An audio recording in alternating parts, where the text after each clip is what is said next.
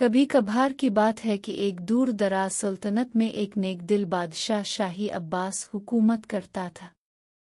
اس کی رعایا اسے انصاف، دانشمندی اور رحمدلی کی وجہ سے بہت پسند کرتی تھی۔ اس کے پاس ایک جادوئی آئینہ تھا جو اسے مستقبل کی جھلک دکھاتا تھا، لیکن شاہی عباس نے اس آئینے کا استعمال کبھی ظلم خود غرضی کے لیے نہیں کیا بلکہ اپنی رعایا کی بھلائی کے لیے کیا۔ ایک دن اس نے آئینے میں ایک خوفناک منظر دیکھا۔ ایک دیو حملہ کر رہا تھا اور سلطنت میں تباہی پھیلا رہا تھا۔ اس نے فوراً اپنی فوج کو تیار کیا اور اپنی رعایا کو حفاظت کے لیے قلعے میں جمع کیا، مگر دیو کی طاقت بہت زیادہ تھی اور فوج اس کا مقابلہ نہ کر سکی۔ شاہی عباس نے فیصلہ کیا کہ وہ خود دیو کا مقابلہ کرے گا۔ وہ اپنے محل کے خفیہ کمرے میں گیا جہاں ایک قدیم کتاب موجود تھی جو اس کے خاندان کی وراثت تھی۔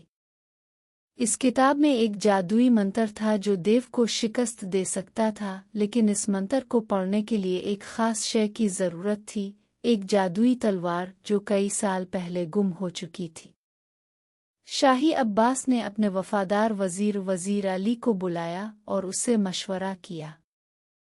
وزیر علی نے بتایا کہ تلوار ایک خطرناک پہاڑی علاقے میں دفن ہے جہاں بہت سے جادوئی جانور اور مشکلات ہیں۔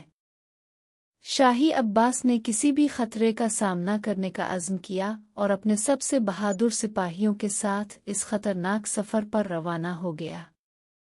راستے میں انہوں نے مختلف خطرات کا سامنا کیا، جادوئی درخت جو زہر والے پھل پھینکتے تھے، بڑے سانپ اور اژدہے جو راستہ روکتے تھے، لیکن شاہی عباس اور اس کے سپاہیوں نے اپنی بہادری اور دانائی سے ان سب مشکلات کو پار کر لیا۔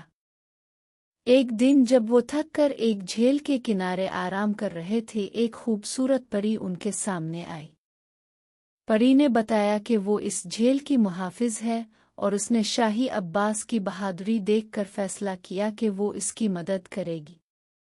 اس نے انہیں بتایا کہ جادوئی تلوار جھیل کے نیچے دفن ہے اور صرف وہی اسے نکال سکتا ہے جو دل کا پاک اور نیت کا سچا ہو۔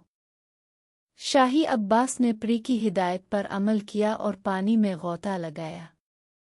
جھیل کی تہہ میں اس نے تلوار کو پایا اور اسے باہر نکال لیا۔ پری نے اسے دعا دی اور کہا کہ وہ اس تلوار سے دیو کا مقابلہ کر سکتا ہے۔ شاہی عباس نے اپنے سپاہیوں کے ساتھ واپس اپنے سلطنت کی طرف رخ کیا۔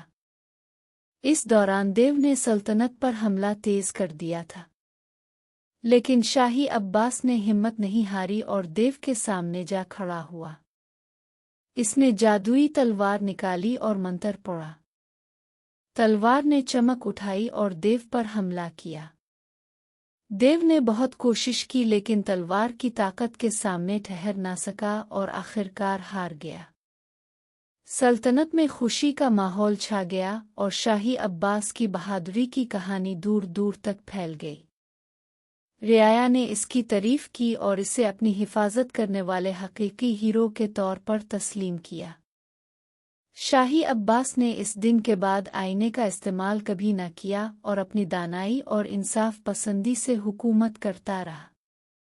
اس نے اپنی رعایا کی خدمت کو اپنی زندگی کا مقصد بنایا اور ہمیشہ انہیں پہلے رکھا۔